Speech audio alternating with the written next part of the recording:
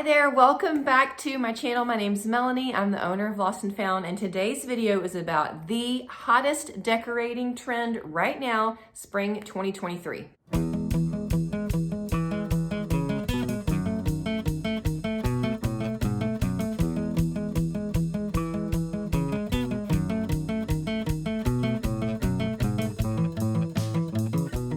All right, so whether you are an antique booth owner or a reseller, or you're just somebody who likes to decorate your house, I think you're gonna enjoy today's video because we're gonna talk all about the GrandMillenial Style and specifically about Chinoiserie. Now, my husband just left and he said, "What are you filming your video on?" And I told him Chinoiserie and he said, "I have no idea what that is." So let's talk about that. Let's define what that term is. We're going to define some other terms. I'm going to show you guys some examples of what I'm talking about.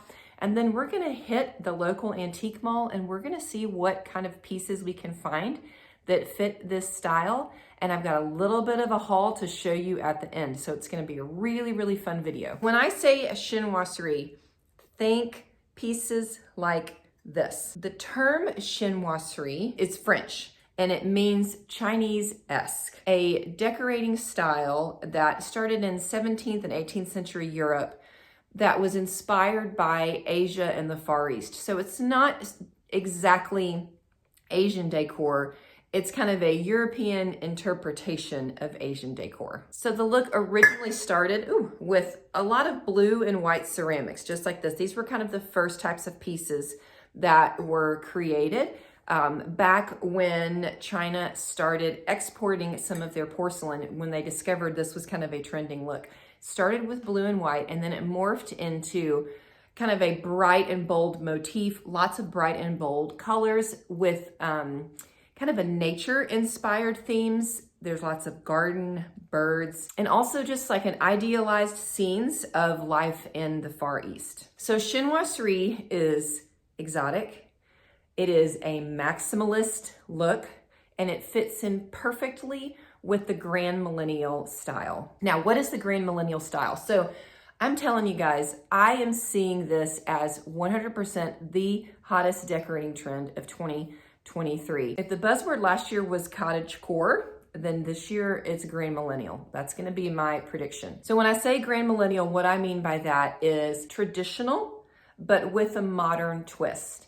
And I want to share with you right here a photo from a fantastic website that I'm going to share with you. It's a blogger, and her blog is called Pender and Peony. This is an example of the GrandMillenial style that she has, and I'm going to link her website, and I'm also going to link it down in the description. She writes a lot about this style, and she has a lot of beautiful photos and beautiful resources. So if you want to learn a little bit more about GrandMillenial style and chinoiserie, you can learn a lot from her blog. When I say GrandMillenial, I want you to think bright colors, like saturated, deep colors, deep, bright green, pink, hot pink, yellow, cobalt blue, maximalist, a lot of stuff everywhere, florals, chintz pattern, any sort of intense, bright, bold patterns, and then Asian themed decor.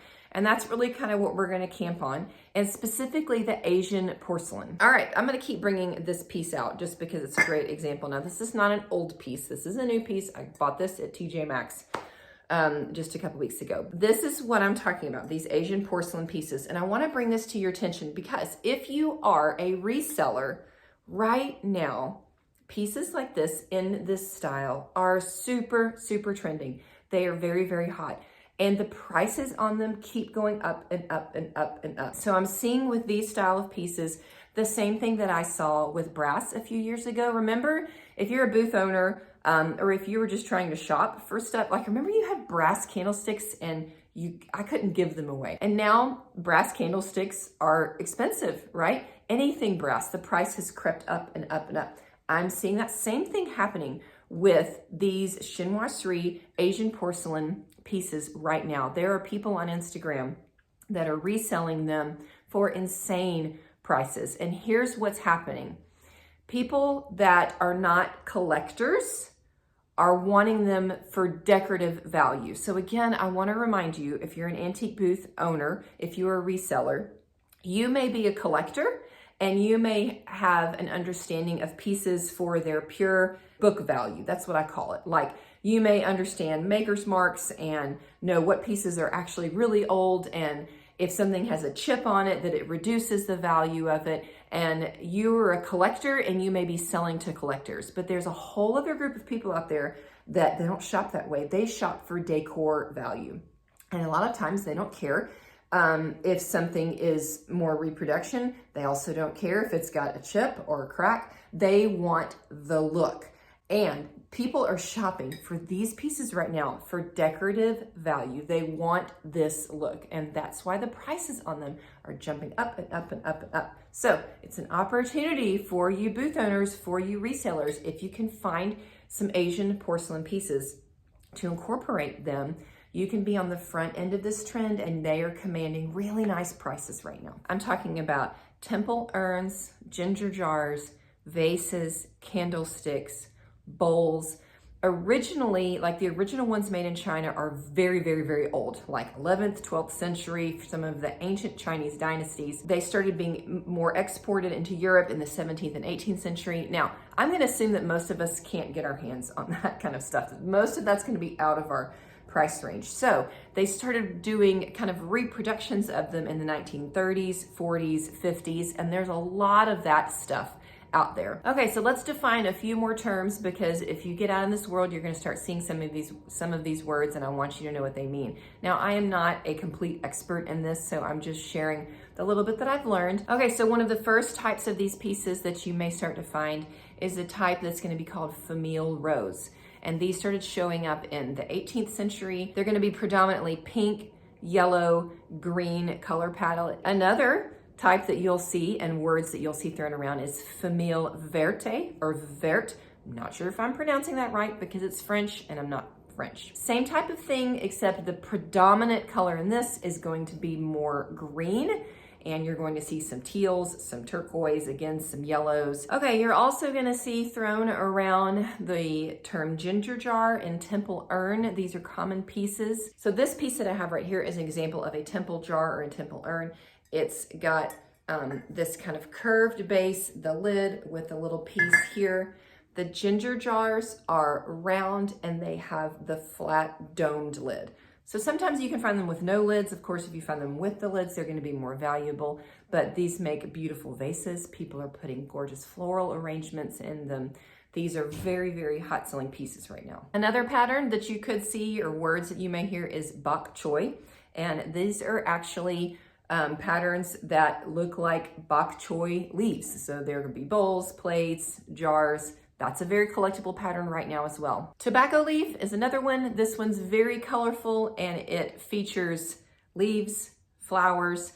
It was made specifically for export to Europe and the US. Another word you're gonna see thrown around is imari. So there were Japanese made pieces that were shipped from the port of Imari. A lot of these will have a sticker on the bottom that tells you that.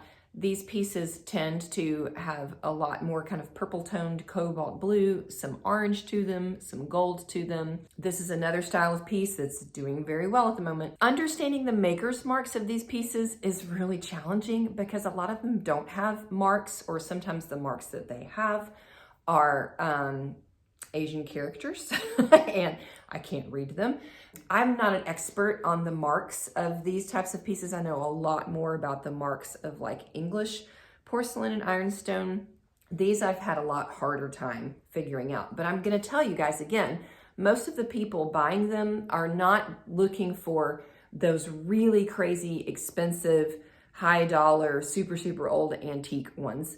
They're okay with reproduction ones from the 30s, 40s, 50s. They're going for the look. That's what they want. Okay, so I hope you're getting an idea of what this style is and what kind of pieces I'm talking about. We're gonna head to my local antique mall and we're gonna look around. We're gonna see what we can find. Spoiler, I did find a few pieces. The best piece was still out of my budget. I couldn't afford it, but we did find some few pieces. I'm gonna share those in the haul when we get done. All right, I was excited to try and look for some of these pieces at my local antique mall. I really had no idea if I would find anything. This little piece right here, I did pass on. It's kind of got that look, but I wasn't quite sure about it. But as I wandered around, I did start to see some pieces pop out. So these are a little bit newer than what I was looking for. And this is by a company I kind of forgot to tell you about, Andrea by Sedek. These pieces are probably from the 90s, and they're not quite the color scheme that people are going for. You can tell they look very 90s. But still, that's a great example of some Asian porcelain. And I did spot this little gem. Not quite sure of the marks on it. We'll talk a little bit more about it later when I show you my haul.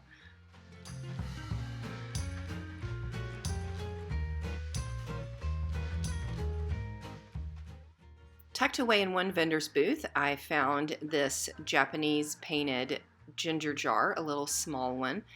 And then this is a great example of imari, a little $5 temple urn right here. So I didn't find a lot of vendors that had like full Asian displays, just little pieces here or there. And then I also kind of forgot to tell you guys about cloisonne. This would have been way too long of a video to go through all of it, but this is an example of a cloisonne piece, and they're also really, really popular right now, very collectible, and people are using them to create that GrandMillenial Chinoiserie look. Here's a few more cloisonne pieces that I found. You can see them right here. Aren't they just beautiful? The prices on them were spot on for retail, probably a little bit more than what I could pay to resell them, but beautiful examples of cloisonne right there.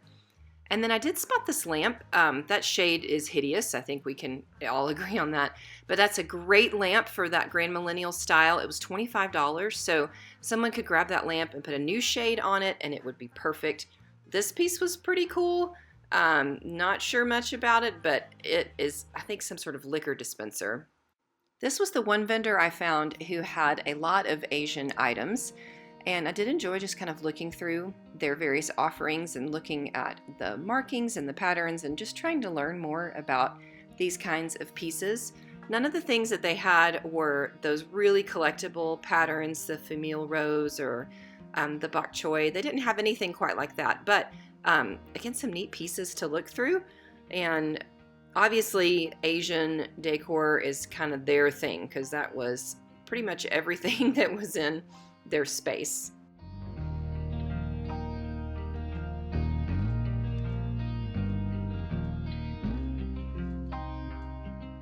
Here's a few more examples of a couple pieces. It looks like these are probably some urns that were missing their lids. Maybe that's kind of an errant lid right there.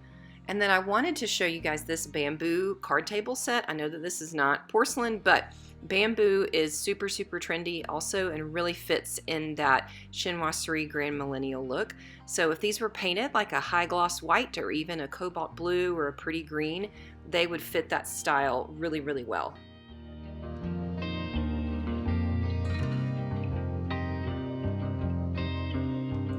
So we're back. We did a little bit of shopping, and I want to show you a little bit closer up what I found just tootling around at the antique mall. Now, none of these pieces, you guys, are like super collectible, high dollar antiques. Again, that stuff is probably going to stay out of reach for me. We're trying to kind of create that GrandMillenial Chinoiserie feel. So here's just a few pieces that I picked up in my Northwest Arkansas area. First one is this pretty Asian platter.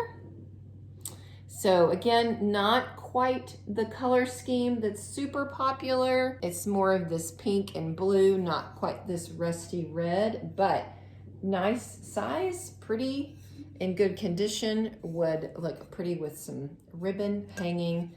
And somebody who wants that look, this is a great piece. All right, I found these candlesticks. So again, they've got, it's navy and they've got kind of this pinky in here. Here's the base of them.